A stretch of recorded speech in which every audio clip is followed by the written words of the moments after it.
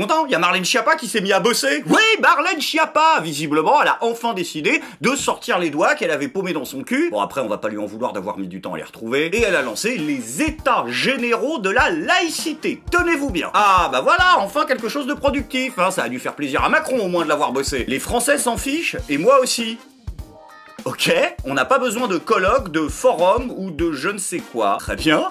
Alors, sur le fond, je suis d'accord avec toi, elle sert à rien. Par contre, deux petites précisions, Emmanuel. Premièrement, est-ce que tu pourrais nous expliquer la différence entre un forum, un colloque, un grand débat national et une convention citoyenne sur le climat? Parce que là, je vois pas. Et deuxièmement, quand tu dis on n'a pas besoin d'un colloque, d'un forum ou de je ne sais quoi, le je ne sais quoi, c'est Marlène Schiappa en fait. Bon bah je suppose que Marlène a dû faire la gueule, non? Elle a réagi? J'ai un énorme défaut. Des convictions.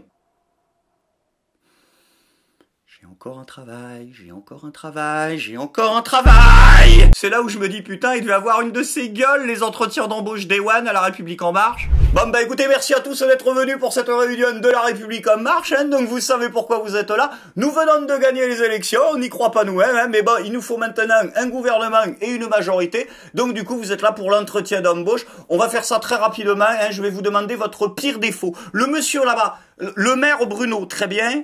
Votre intelligence est un obstacle.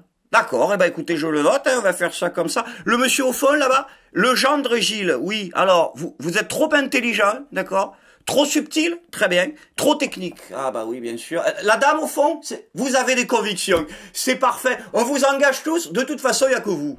Bon après, on va pas être trop dur avec Marlène, hein. Elle a quand même d'excellentes idées en ce moment. Présidentielle 2022, Marlène Schiappa veut que Cyril Hanouna anime le débat de l'entre-deux tours. Ok, d'accord. Elle a un argument pour justifier une telle connerie. C'est quelqu'un de brillant qui connaît bien la société française. Mais il est bon de cogner sur lui. Bah, elle a raison. Si, elle a raison, je suis désolé. Cyril Hanouna est quelqu'un de brillant. Le seul truc que Marlène Schiappa ne nous dit pas, c'est que le référentiel de base qu'elle utilise pour jauger l'intelligence des gens, c'est sa propre intelligence. Donc effectivement, 90% de la population française est au potentiel. Alors même si dans mon fort intérieur, je pense que même Hanouna doit être embarrassé par l'idée, dans le fond, bah, j'ai presque envie de défendre l'initiative de Marlène. Déjà de 1, on n'est pas à un guignol près. De 2, Cyril Hanouna, Nathalie Saint-Cric.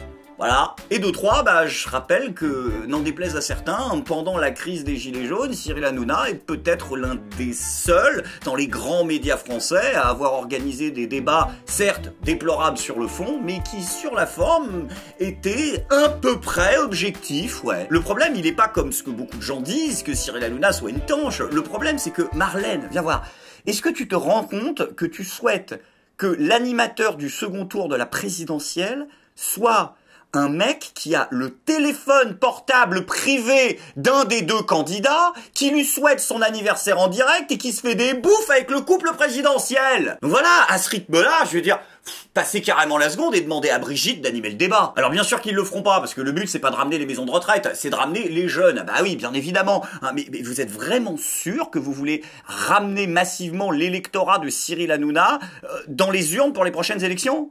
Non, je dis ça parce que, je veux dire, s'il y a un débat à 3 animé par Cyril Hanouna, je pense qu'une grande majorité de son public serait capable de voter pour lui en pensant que c'est un second tour à 3 personnes. Hein. Bah, vu le niveau global... Bah quoi, excuse-moi, mais si les aficionados de Cyril Hanouna étaient des flèches, je pense que ça se saurait. Hein. Je rappelle qu'il y a 3 millions d'illettrés en France, quand même.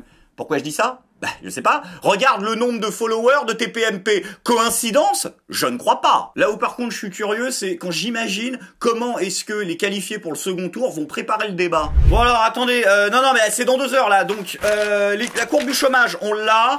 L'insécurité, c'est bon, on l'a. Les exportations françaises, on l'a. Et les paroles des sardines de Patrick Sébastien, voilà. Bah normalement on est bon. Tiens d'ailleurs, ce serait pas con ça. Patrick Sébastien pour animer le débat du second tour. Non, vous le sentez pas. Hein. Donc faut arrêter Marlène au bout d'un moment, parce que là je sais pas ce qui s'est passé, mais à mon avis c'est Taco qui allait couper, hein. Je vois pas d'autre explication. C'est con d'ailleurs en plus, parce que vous vous emmerdez à avoir Dupond-Moretti au gouvernement, et vous êtes même pas foutu d'arriver à choper de la bonne. Franchement, quand je vois ce niveau de médiocrité ambiant, je me rassure en me disant qu'il nous reste quand même quelques rares héros, hein, qui sont capables de faire briller encore l'image de la France. Ah tiens d'ailleurs en parlant de ça, elle part quand la navette là de Thomas Pesquet là? Ah elle est partie déjà? Chier. Mais non, mais parce qu'on aurait pu mettre Marlène dedans. Bah quoi, je veux dire, ça changerait pas grand chose, l'autre elle sert à rien.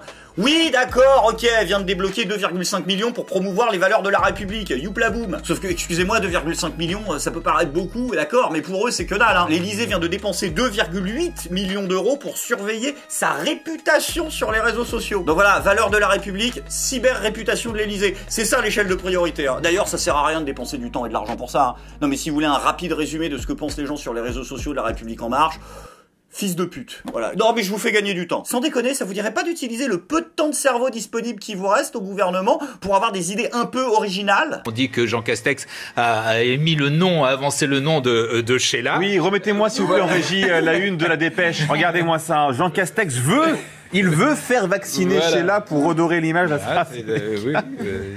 Souvenir d'enfance, sans doute, il devait aimer Sheila. Je sais même pas pourquoi j'ai demandé.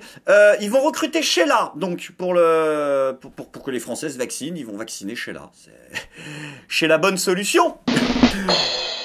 Désolé. N'empêche que c'est étonnant quand même de voir Sheila accepter un truc pareil, hein. Un grand manque d'élégance. Je n'ai absolument aucun contact avec le gouvernement et je trouve très embarrassant de se retrouver associé à un projet de campagne de vaccination lié à une marque de laboratoire sans avoir été contacté, ni de près ni de loin.